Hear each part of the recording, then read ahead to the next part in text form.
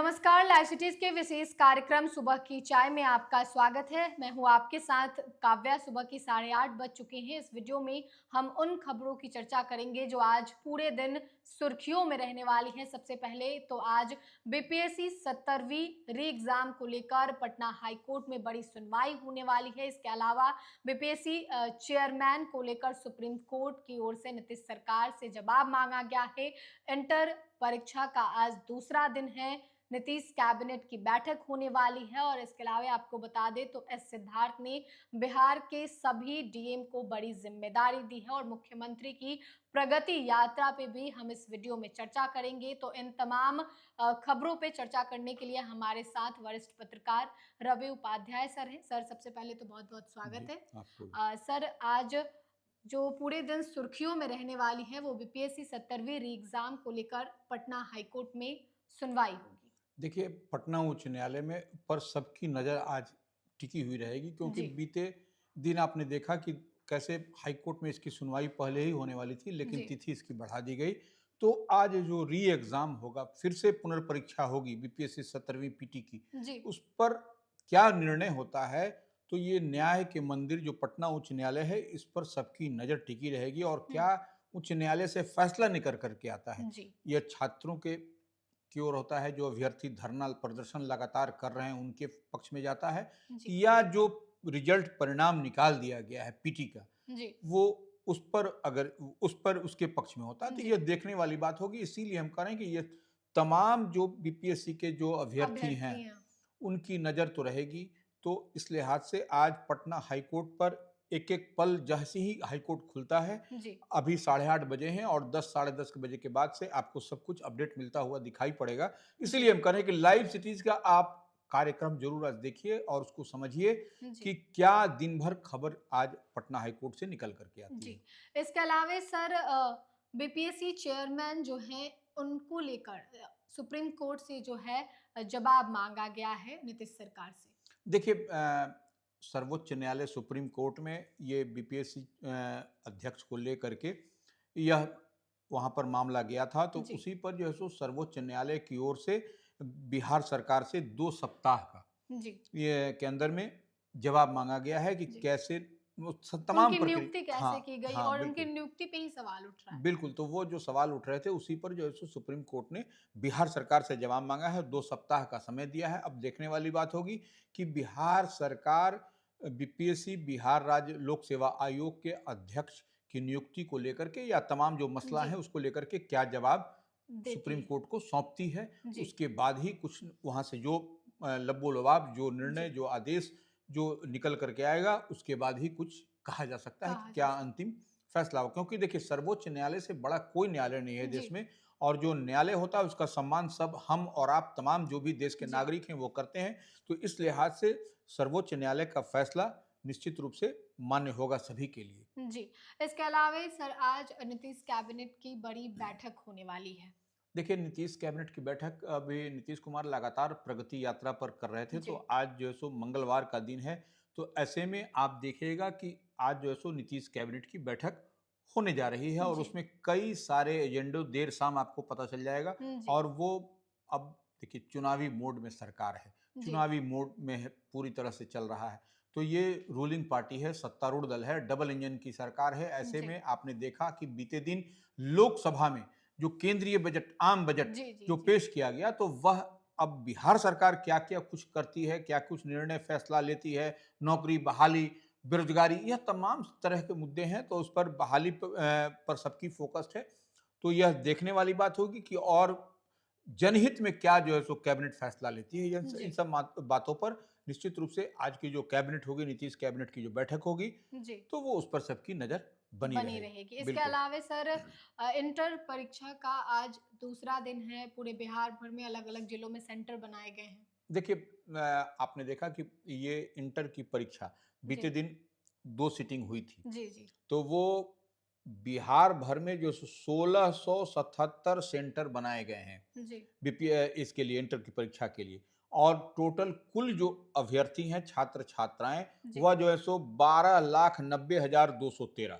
जी। ये टोटल कुल अभ्यर्थियों की संख्या। अगर आप जी। कहिएगा तो मैं बता भी दूंगा कि छात्र कितने हैं, छात्राएं कितने जी, हैं। जी तो सर। छात्राएं इसमें 6,41,000 आपको इस 847 हैं। जी, जी। और उसी तरह से छात्र जो हैं सो 6,50,466 हैं। जी। तो ये छात्र छात्राएं हैं। और उसके बाद से देखिए, ये जो 2 सिटिंग में परीक्षाएं हो रही हैं, साढ़े जी। 9 बजे से लेकर के 12:45 तक जी। परीक्षाएं होगी पहली सिटिंग। जी। दूसरी सिटिंग 2 बजे से 5:15 तक होगी। जी। ये 2 सिटिंग की परीक्षा है। तो आज यह दूसरा दूसरा दिन है इंटरमीडिएट परीक्षा का।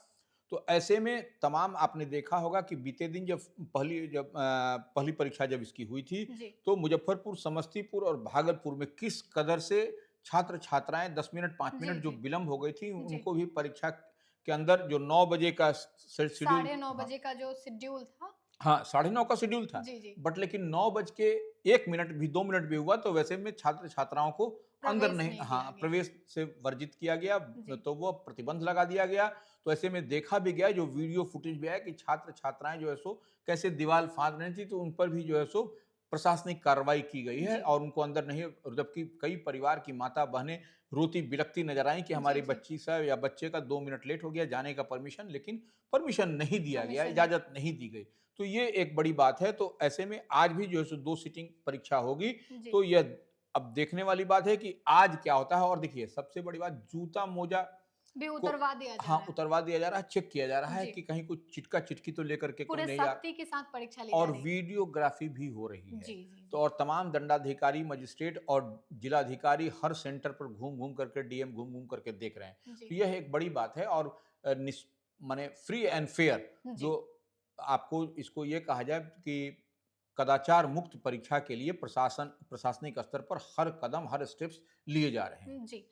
इसके अलावा सर राहुल गांधी जो कि लोकसभा में नेता प्रतिपक्ष हैं, वो 5 फरवरी को यानी कि कल आ रहे हैं बिहार दौरे पे। देखिए, आपको हम शुरू में ही बताया कि ये अब बिहार में विधानसभा का चुनाव होना है। जी। ऐसे में राहुल गांधी कांग्रेस के बड़े और कद्दावर नेता हैं, लोकसभा में नेता प्रतिपक्ष हैं। तो जी। आपने देखा कि बीते दिन भी वो पटना आए थे। जी। पटना आए थे, अपने कार्यकर्ताओं के साथ बैठक किया, बात किया। और उसके बाद से बीपीएससी अभ्यर्थी जो गर्दनीबाग में धरना पर बैठे थे, वहां भी जाकर के जी, जी। उनसे मिले, वहां से भी 1-to-1 बात किया।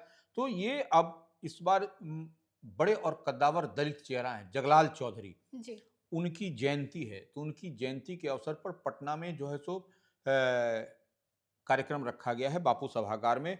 तो वो वहाँ पर राहुल गांधी के आने की बात कही जा रही है कि 5 फरवरी को राहुल गांधी आएँगे और वो सबको संबोधित करेंगे। तो निश्चित रूप से जगलाल चौधरी एक बड़ा नाम, बड़ा चेहरा हैं। जी। वो देश में जाने जाते हैं जगलाल चौधरी। जगजीवन राम के टेम्पररी थे वो उस समय। जी, जी, तो जी। वो जो बड़े नेता जगजीवन राम कहे जाते थे, तो जगलाल चौधरी। इसके अलावा सर नरेंद्र मोदी और शरद पवार भी इसी महीने आ रहे हैं। बिल्कुल। देखिए, नरेंद्र मोदी बिहार में आएँगे, वो हम तो बात कह ही रहे हैं कि जी। नरेंद्र मोदी के आने का शेड्यूल भी है। अभी तक ये तय नहीं किया गया है जी। कि मैं डेट क्या डेट क्या हाँ, होगा? कि उनका शेड्यूल जारी नहीं हुआ है, क्योंकि वो प्राइम मिनिस्टर भी हैं, तो उनके जी, जी। आने-जाने के पहले सारा शेड्यूल जारी होता है। तो वो नरेंद्र मोदी का शेड्यूल तो जारी नहीं हुआ, लेकिन शरद पवार जी। शरद पवार की ओर से कहा गया है, राष्ट्रवादी कांग्रेस पार्टी जी। जो है, उनकी पार्टी है, तो वो 27 फरवरी को सीमांचल में जो है सो वो उनके आने की बात कही जा रही है। और देखिए, शरद पवार सीमांचल में आज से 20 साल, 25 साल, 2005 हमको लगता है कि उस समय जी। आए थे सीमांचल में।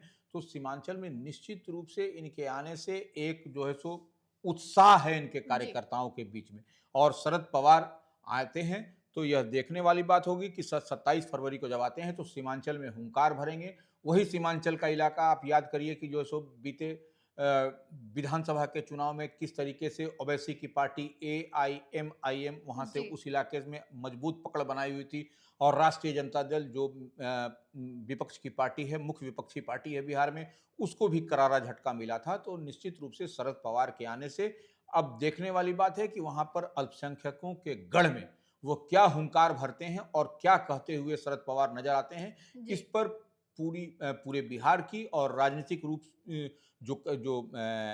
से एक जी, समझने वाली नज़र। बात होगी। जी। और सबकी नज़र बनी बनी रहेगी शरद रहेगी। पवार पर, क्योंकि देखिए, शरद पवार कोई छोटे-मोटे नेता नहीं है, बड़े जी। और कद्दावर नेताओं में उनकी गिनती होती है। और महाराष्ट्र में जिस तरीके से शरद पवार ने इस बार भी वो लाख उनकी पार्टी का 2 फाड़ किया गया, उनके उनके भतीजे जी। अलग चले गए, नहीं। लेकिन बावजूद इसके वह एक मजबूत स्तंभ हैं जी। इंडिया ब्लॉक के। जी।